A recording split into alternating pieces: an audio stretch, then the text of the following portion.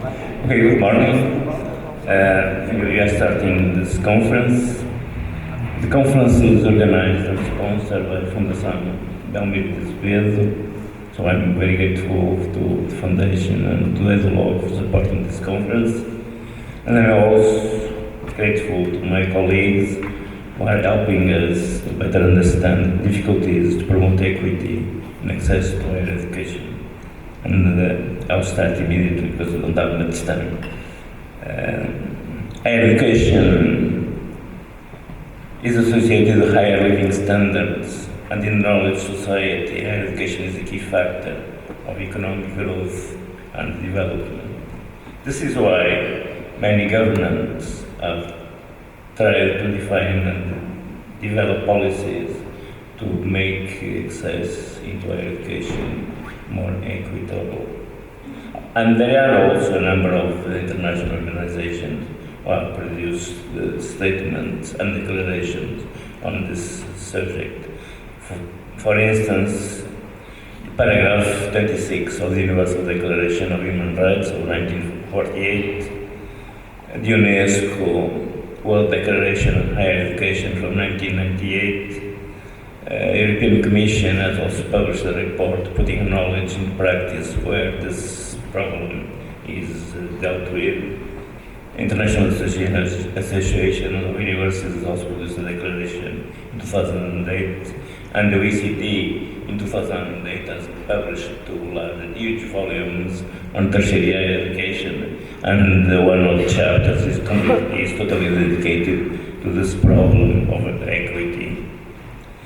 OECD has a definition of equity which includes both access, participation and success, because allowing students to come into higher education, and if they don't have success, it's just a waste of time and money. The OECD also says that it's necessary to ensure that factors such as socioeconomic status, gender, ethnic origin, immigrant status, place of residence, or disabilities will not be a barrier to higher participation in higher education. Now, the OECD defines two components of equity. One is a component of fairness, meaning that personal and social circumstances do not hinder achieving educational potential. This means that an equitable system, the percentage of students from low-class families in higher education should be the same as in society. And the second component is inclusion, meaning that all people should be able to attain the basic standard of education. The problem is the socioeconomic background of parents as is one of the strongest predictors of students' academic achievement and attainment. Many research studies on socioeconomic achievement are focused on the mechanisms through which differences between families lead to differences in students' academic success. And indeed, factors such as income, parental education attainment, family structure, school quality, choice are examples of factors that influence participation in higher education. Now, the OECD also defines relative and absolute changes in participation. Absolute changes point to the improvement of participation of any group, irrespective of what happened to other groups, and this means inclusion. And the second one is the relative changes, which point to the improvement of participation of one group relative to the others, and this means fairness. So these two components, one inclusion and one fairness, will be dealt with separately. The expansion of systems have expanded, namely after 1950, 1960, most systems expanded from elite systems to mass systems, and in some cases to universal systems. The expansion of systems has obviously increased participation in absolute terms. Now in Europe, There's a study over a period of 60 years and shows that the absolute participation has increased from 12% to 42%. So the number of people from different classes entering higher education has increased substantially with increasing the size of the system. However, the relative changes were not so easy, and as you'll see next. There's another problem. It's with massification was accompanied by the diversification of the system to answer to increasingly varied aspirations of students. With massification, the student population became far more heterogeneous, and so it was necessary to diversify the offer to attend to the needs and objectives of those students. So diversification is fundamental to create opportunities accessible for all and answer to a multitude of diverse interests and aspirations. Otherwise, many will be left behind.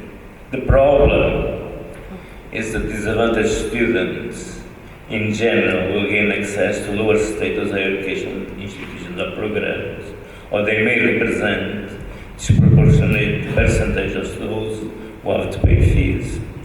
This is, for instance, the case in countries where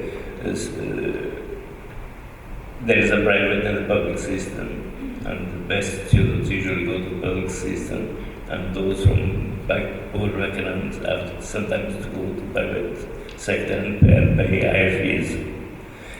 Having done all, they argue that massification tends to create new opportunities, but the new opportunities are mainly of lower value. We have the diversified system, for instance, creating a polytechnic subsystem, creating vocational systems, short cycles of education, and so on. And they are all obviously lower quality. Now, to understand all this, I'll spend some time with positional goods. Now, positional goods or status goods are goods or services which are demanded and bought because their possession or consumption confers social or other status to those acquiring them. And education is a positional good in the sense that it provides students with a comparative advantage when looking for employment, social standing, and status. So education is a positional good. The value of position good depends strongly on position in relation to others. Positional goods have a hierarchy of value, some being more valuable than others. For instance, a degree in medicine is more valuable than a degree in Greek or philosophy.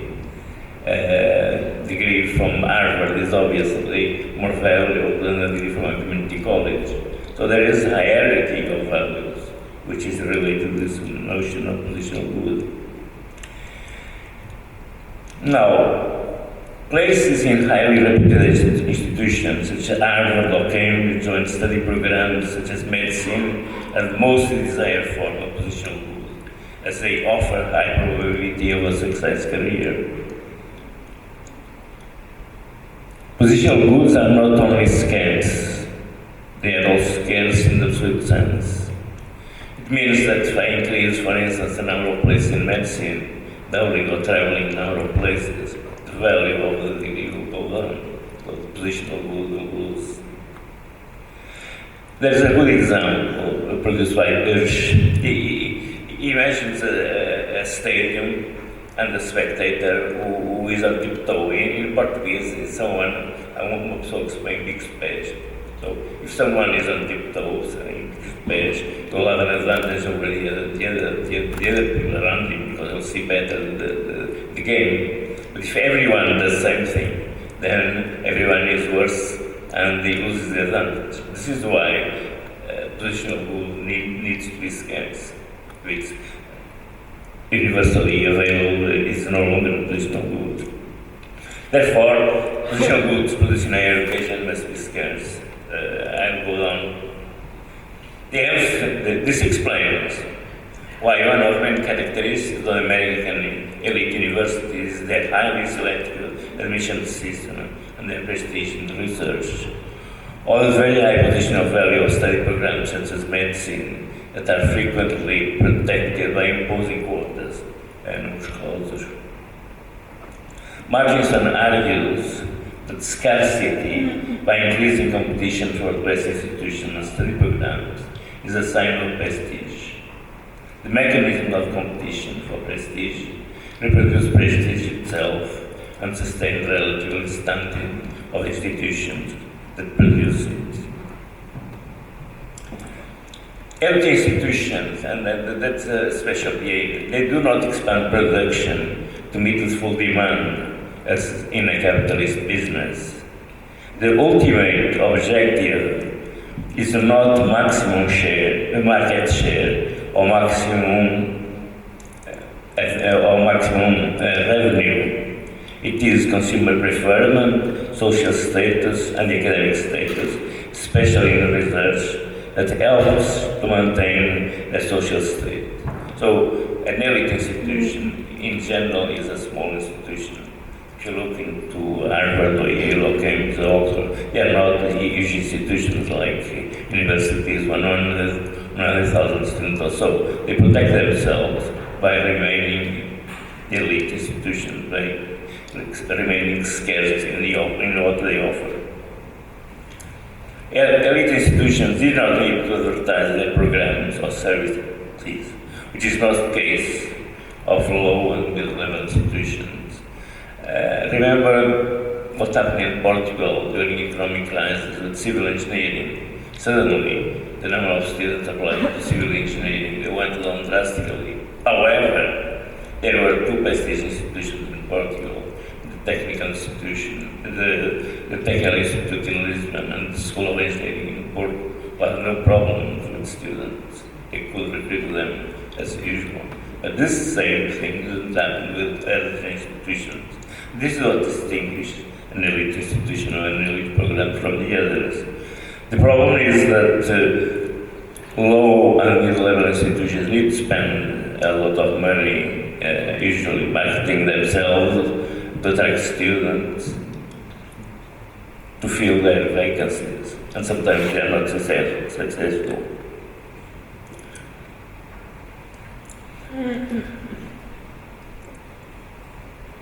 Now, the problem is that social groups from deprived backgrounds are not in a good position to compete for positional goods, which have a tendency to be monopolized by social groups from privileged backgrounds. A consequence of this competition is persistent inequality at the level of higher education. Wealth follows prestige. Wealthy invest in high-value positions in education so as to maintain their positions of social leadership, positions which provide necessary but not sufficient conditions for reproducing incomes and wealth in the next generation. So there is a hierarchy of students' families which is synchronized with the hierarchy of universities, and national market choices are determined by status goals. So the main problem when dealing with inequality, excess inequality, lies with this idea that the positional goods, education is a positional good, and they tend to be dominated by students from higher classes. Now, I'll move to, there are two hypotheses that were presented, just trying to explain why the systems behave like this. Now, as higher education systems expanded to mass or universal situation, it was expected that inequalities in educational participation would decline. However, empirical evidence showed that education inequalities were surprisingly persistent despite the expansion of the systems. I'll give you two examples. In UK, percentage of students from free school meals, which is a proxy for low socio-economic level, increased from 13% to 18%, so 5% points from 2005 to 2013, while the rate of the other students from not so low class families increased from 35% to 30%, just say 5%. So although there was an increase in participation of students from lower classes, the relative weight remained more or less constant. So we can easily act on participation. It's much more difficult to act on the relative weight of the participation of the students. In Europe, there was also an extensive study over a period of 60 years, and Cookie et al. They divided students in 4 groups of social class, and those in the top have 3.7 more probability than those in the lower end. And if instead of using 25%, use 10%, or 10% in the top, compare them with 10% in the lower, this value goes up to 5.5. So student in 10% of the upper classes has 5.5 more probability, 5.5 higher than students from 10% of the lower. And this is the problem. Now, the problem is that students whose parents belong to well-educated and affluent backgrounds have an advantage over other students. They can afford to pay for better schools, to have better professors, to pay for extra educational support, and so on.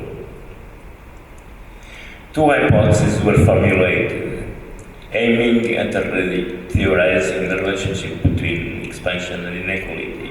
One is maximally maintained inequality, which was presented by Rafferty and Hood in 1993, and the other is the effective maintained inequality hypothesis, which was presented in 2001 and later formulated in 2009 by Lucas.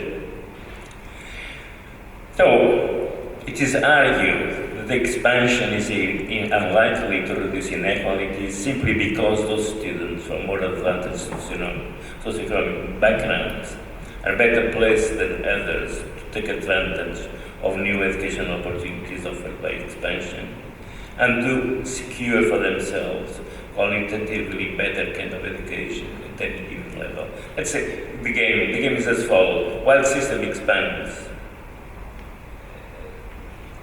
the students from lower classes only can start profiting from it when the needs of the higher classes are almost saturated.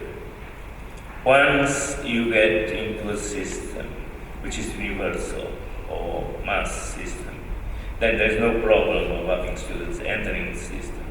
But then the game changes, and instead of looking in, can you enter or not higher education, then it changes it. What kind of higher education are you going to get? Then you start looking at quality of institutions, quality of programs, and so on. So the game changes, and the inequality changes in nature. Let's go in more detail. So MMEI, maximally maintained inequality, posits that only if the demand for a given level of education approaches 100% saturation, then the association between social origin and education is weakened. To summarize rather crudely, the lower classes only can take advantage of opportunities offered by expansion when the needs of the upper classes are almost fully satisfied. This 100% is not so. In general, saturation occurs when at the level of 75% or 80%, and this is because the fact that not all schools and not all programs saturate at the same time. So you can have saturation in a school, and then the school can be treated as differently from those who are not yet saturated. The existence of alternative routes or lower value routes can also play a role, which will probably increase the odds of accessing education of students from lower backgrounds. Again, this is a change in the game. You can enter higher education, but usually enter in lower value programs and institutions. When saturation occurs, natural inequalities change. AEMI posits that social economically advantaged actors secure for themselves and their children some degree of advantage whenever advantages are commonly possible. On one hand, if quantitative differences are common, socio-economically advantaged will obtain quantitative advantage. On the other hand, if qualitative differences are common, socio-economically advantaged will obtain a qualitative advantage. So, as long as a particular level of schooling is not universal, socio-economically advantaged use their advantage to skewer that level of schooling. Once the level of schooling becomes nearly universal, however, socio-economic advantage seek out whatever qualitative difference there are at that level and use their advantage to skewer quantitatively similar but qualitatively better education. In short, socio-economically advantaged will use their socio-economic advantages to skewer both quantitatively and qualitatively better outcomes. This is the case in Portuguese education. There's an example. When you look in medicine, which is a university study program, you'll see that 75% of the students in medicine come from families with a higher education degree, and 25% from lower classes. But if you go into nursing, which is a polytechnic program, the relation is reversed. We have 75% of those parents with higher education, and only 25% of parents with higher education. So the inequality which before the system was classified was entering or not higher education, now is being transferred to the kind of institution and kind of issues. Conclusions. The OECD refers to components of equity, fairness and inclusion. To promote fairness, governments should design policies aiming at convergence to a situation where the percentage of participation of students of different family backgrounds would match the social composition of society. So this is fairness. To promote inclusion, governments should design policies aiming at increasing the absolute number of students from deprived backgrounds entering higher education and graduating successfully. So there are two kinds of policies. One of them looks into absolute values. So if I expand the systems, and there are no longer people from higher classes to enter the system, then you get people from lower classes coming in, and you increase the participation of the lower classes. Promoting this change in relative participation is much more difficult. There are two ways of measuring progress in equity. Is the relative change in participation, which is linked to fairness, and absolute change, which is related to inclusion. Now, the positional character of higher education makes the objective of fairness extremely difficult to attain. Again, I refer to the study on all European countries for over a period of 60 years. And they concluded it is not possible to postulate that quantitative expansion by itself decreases differences in the attainment of tertiary education by children of various social strata and groups, and thus also the inequality index. Though it contributes to this effect, although opportunities for all groups have been increasing, mutual relationship of their level has not changed too much. So the relative change is difficult. The increase in participation is much more easier to obtain. This is why Marginson argues that it's more achievable and more fruitful to implement policies aiming at inclusion rather to increase fairness. And he does this looking at what happened in the Australian system. These policies will be effective from the point of view of inclusion and may eventually, although slowly, contribute to increasing fairness. Imagine this, participation rate of lower class is 10%. If I increase the participation rate to 40%, it's obvious that the next generation, the percentage of students with parents with a higher education degree will go up substantially, and probably the same thing in terms of economic capacity. So the process will go on, it will take a long time, and you will need 2 or 3 generations before the system becomes really equitable. As Marshall recognizes, local inequalities in education are organic to social relations and sustained from outside, as well as inside regulation systems, in the protection of families, classes, professions, wealth, and political power. Remember the reproduction theories. There are also some measures which could contribute to increase equity. One of those measures consists in avoiding early tracking system. There's a tracking system when students are grouped into distinct classes by academic ability, either in different schools or in different classes of the same school. For example, in Portugal, is the new vocational programs.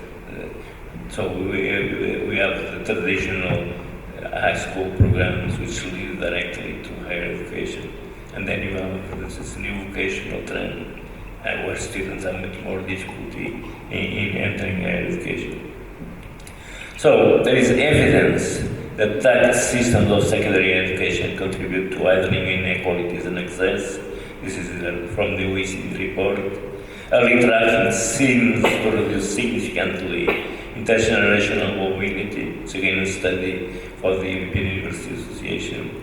Students from lower class or low socioeconomic status backgrounds are statistically more likely to opt for or to have no option but to opt for a vocational training route from where it is more difficult to continue to higher education. This again is the case of Portugal, which the government is trying to correct by changing legislation. The other problem is admission system. The admission system to higher education can create problems. A number of young people are excluded from tertiary education because they do not meet the necessary qualifications. This includes early school leavers and students who complete degree, even trying to secondary education, which do not give direct access to tertiary education. We have seen in Portugal the difficulties of students coming from the vocational programs because they cannot pass the examinations. Therefore, to increase equity, it's necessary to create alternative ways of acquiring eligibility for tertiary education, which go beyond the traditional competition based on academic performance. This is why the government is planning to produce legislation to allow students from those vocational schools to enter directly into higher education with an examination. Students from deprived backgrounds tend to enroll in higher proportion in vocational tracks of upper secondary education, which do not facilitate access to the best universities and programs. The OECD refers that inequalities in access to tertiary education are also influenced by differences in quality of schooling or the distribution of schooling resources. Therefore, it's necessary to implement policies aiming at improving the quality of schooling and facilitating articulation between secondary and tertiary education. At last, there are, however, some countries which have tried to address the element of fairness by implementing affirmative action policies. Examples are we found the United States, Brazil, Sweden, India, or Sri Lanka. And in this conference we'll have opportunity to discuss 2 of those systems, the United States and Brazil, and see how effective this kind of policies are. And with this, I conclude. Thank you very much.